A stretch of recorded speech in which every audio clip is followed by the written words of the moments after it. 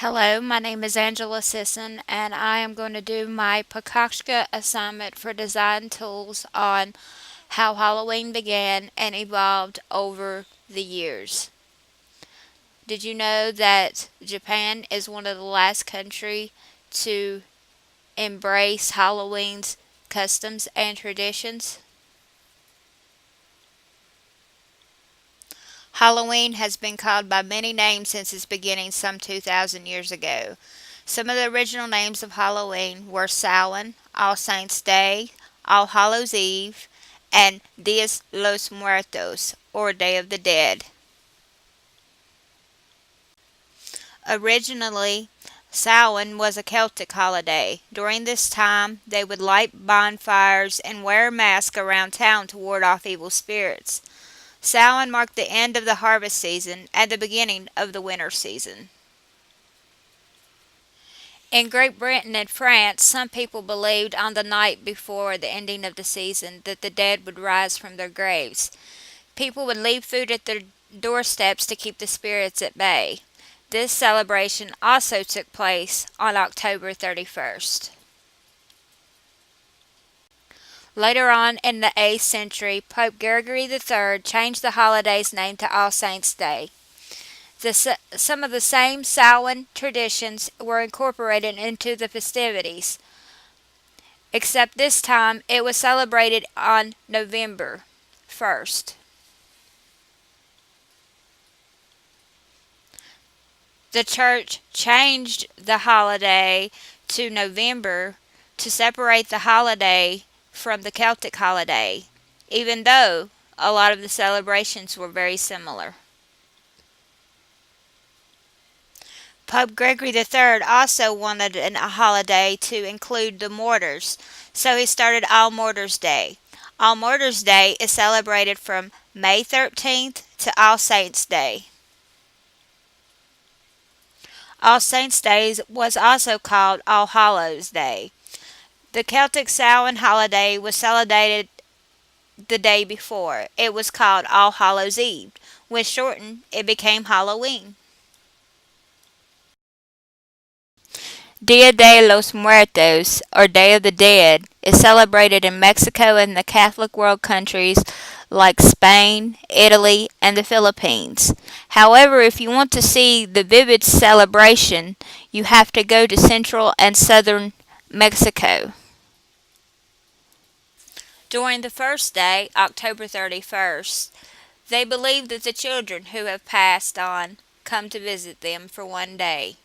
Their families prepare by constructing an altar and stocking it with their favorite things that they enjoyed while they were alive. In this case, it would probably be candy, toys, foods they liked, etc. During the next day, the adult spirits are believed to come back to visit their relatives.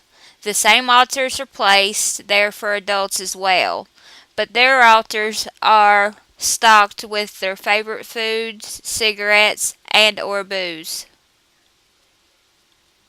They also purchase sugar skulls, which are sold at the local markets to decorate the altars. During the last day, family members clean off graves, sit, play cards, and reminisce about their dead relatives. Along with Halloween came its traditions like trick-or-treating, souling, guising, bobbing for apples, and carving jack-o'-lanterns. And of course, my favorite, watching scary movies. But where did these Halloween traditions come from?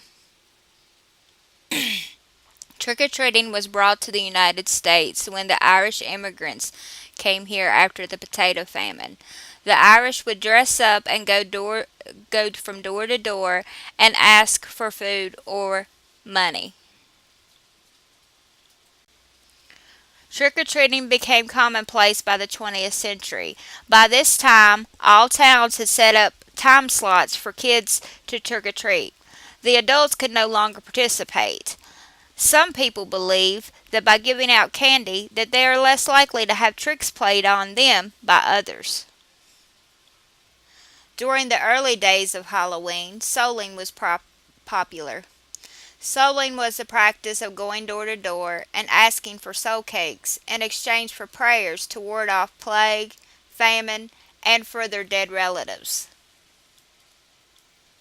About the same time, another popular tradition was guising. Guising was the practice of young people who would dress up in costumes and accept gifts like food, money, and wine in exchange for entertainment like telling jokes, singing, and or playing musical instruments. The tradition of bobbing for apples came from the Romans. They celebrated Samhain on the first day to celebrate the passing of the dead. It was called Farella, which took place in late October.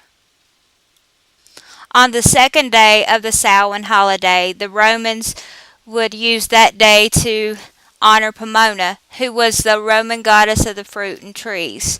The symbol of Pomona is the apple. During this day, they would often bob for apples. The tradition of carving pumpkins into jack-o'-lanterns comes from a Celtic holiday, where they would carve turnips, potatoes, and beets and light them on their front porches to ward off evil spirits. When the tradition came to the United States, everyone found that pumpkins were more abundant and they were more practical for carving jack-o'-lanterns instead of their traditional vegetables. There is also a legend, an Irish legend, about a guy named Stingy Jack.